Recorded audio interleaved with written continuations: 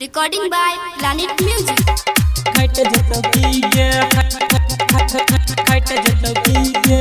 एक बार दे लस खट जतो कीगे खट जतो कीगे एक बार दे लस खट जतो कीगे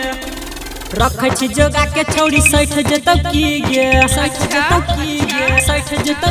हां रखै छी जोगा के छौड़ी 60 जतो कीगे रखै छी जोगा के छौड़ी 60 जतो कीगे बोलै छी बेसी किया लाइट जतो कीगे बोलै छी बेसी किया लाइट जतो कीगे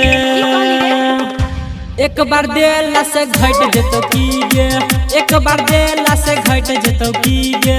एक बार देला से घट जतो कीगे बोलै छी बेसी किया लाइट जतो कीगे बोलै छी बेसी किया लाइट जतो कीगे एक बार देला से घट जतो कीगे एक बार देला से घट जतो कीगे एक बार देला से घट जतो कीगे घट जतो कीगे Planet Music Darbhanga. घट जतो कीगे एक बार देला से घट जतो कीगे घट जतो कीगे एक बार देला से घट जतो कीगे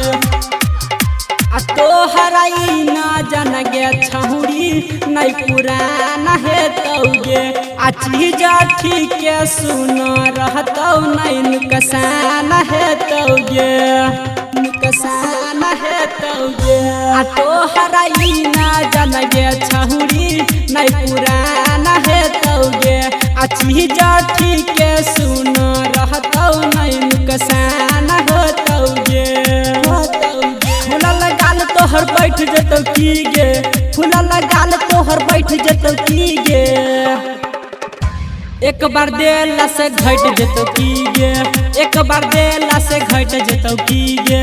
एक बार देला से घट जतो कीगे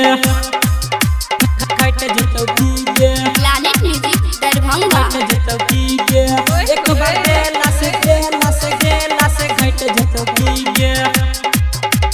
घट जतो कीगे एक बार देला से घट जतो कीगे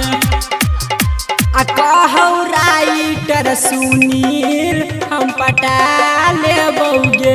आ रहमान जी यादव संगे हम सटा देबौगे त कहौ राइटर सुनील हम पटा लेबौगे आ रहमान जी यादव संगे हम सटा देबौगे सुमन किसान कहो 60 जतो कीगे रोशन ऋषि कहो 60 जतो कीगे एक बार देला से घट जतो कीगे एक बार देला से घट जतो कीगे एक बार देला से घट जतो कीगे बोलै छी बेसी किया लाइट जतो कीगे बोलै छी बेसी किया लाइट जतो कीगे एक बार देला से घट जतो कीगे एक बार देला से घट जतो कीगे एक बार देला से घट जतो कीगे Planet Music Darbhanga.